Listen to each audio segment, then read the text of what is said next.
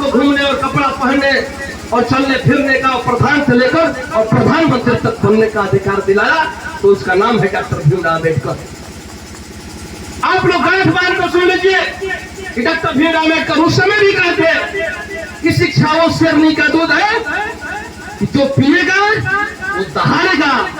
उसलिए मेरे साथी, शिक्षा को आप लोग अपने बच्चे को खूब मन से पिलाइए, जितना पी सके इतना पिलाइए कि आपका बेटा आप नहीं दहाड़ सके समाज में, लेकिन आप इतना शिक्षा का दूध पिला दीजिए कि आपका बेटा आए नहीं तो कोई दहाड़ने का काम करे। ये मैं जरूर आपके बात बीच में कहने आया हूँ। मेरे साथी, डॉक्टर भीमराव अम्बेडकर का दिया हुआ संविधान, बोलने का अधिकार, चलने का अधिकार और प्रधान से लेकर प्रधानमंत्री बनने का अधिकार जो इसने दिया है, वो हमारे लिए क्या है? तो हमारे लिए जिस समय कुछ था ही नहीं और मेरी कोई रक्षा नहीं कर पाता था, तो हमारे लिए एक तरफ से वो भगवान है।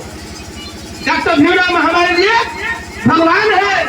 भगवान से कोई कम नहीं है कि मेरे पास आज भोजन नहीं हो और मैं भूखे रोड पर तड़प रहा हूँ और कोई आकर खाना खिला दिया और मेरा पेट भर गया, तो हमारे लिए वो दिन का भगवान है। और ऐसे मसीहा का और ऐसे भगवान जो कि डॉक्टर भीमराव अम्बेडकर का अगर देश में कोई साथी अपमान करने का कोई काम करेगा, तो क्या आप लोग बर्दाश्त करने का काम करेंगे? क्या इस मसीहा का अपमान कोई बर्दाश्त करेगा? नहीं कर सकता है। इसलिए मेरे साथी, देश और प्रदेश में जो भारतीय जनता पार्टी की सरकार चल रही है, आपके ही दलित और पिछड़ों शोषितों के बदौलत सरकार चल रही है।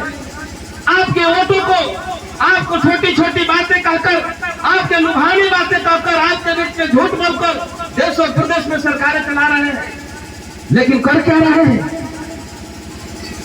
जिसके बदौलत वो आपके सरकार बनाकर बैठे हैं, वो आज उसी कुर्सी से आपके मसीहा और आपके भगवान को गाली देने का काम कर रहे हैं। क्या आपने बर्दाश्त करने का काम करेंगे?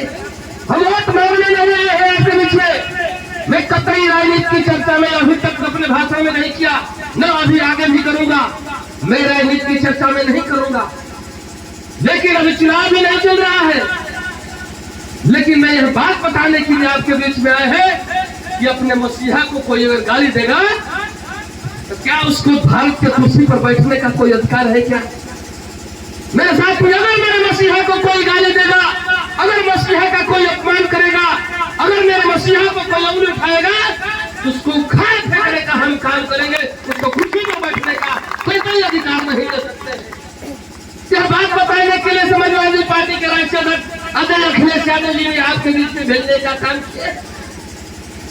यह बात बताने के लिए कि आपका शुद्ध रूप से भारतीय जनता पार्टी आपके अधिकार के साथ, आपके बच्चों के अधिकार के साथ, आपके पूर्ण रूप से शिक्षा के साथ, आपके बच्चों की नौकरी के साथ, आपके रहन सहन के साथ शुद्ध रूप से भारतीय जनता पार्टी खिलवाड़ करने का काम कर रही है।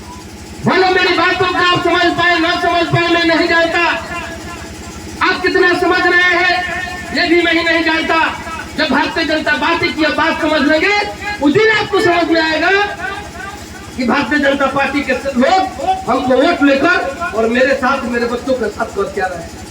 मेरे साथी, जो समझ रहा है, जो बात भारतीय जनता पार्टी की समझ चुका है, उसका कलेजा फट रहा है कि भारतीय जनता पार्टी हमारे समाज के साथ कर क्या रहे हैं।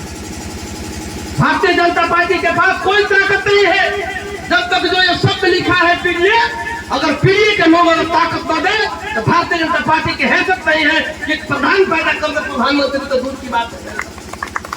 जब पीड़िए समाज और पीड़िए समाज के लोग ही उस कुर्सी पर बैठाकर उसको सर्वोच्च सम्मान दिया है, लेकिन जब वो कुर्सी पर बैठा तो आपके मसीहा का अपमान शुरू कर दिया। वो कुर्सी पर बैठा तो आपका अधिकार का हनन करने लगा।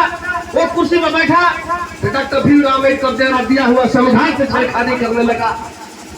यह बात बताने के लिए आए हैं कि भारतीय संविधान की रक्षा के लिए और अपने अधिकार की रक्षा के लिए, नौजवानों को नौकरी के लिए, अपने महंगाई कम करने के लिए और सही जीवन जीने के लिए जो आपको व्यवस्था देनी चाहिए, जो मिलनी चाहिए, वो भारतीय जनता पार्टी की सरकार नहीं दे पा रही है।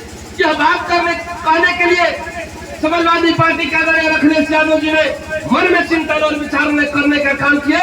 ये समाजवादी पार्टी के लोग आप जाइए और पीडीए जन आंदोलन के माध्यम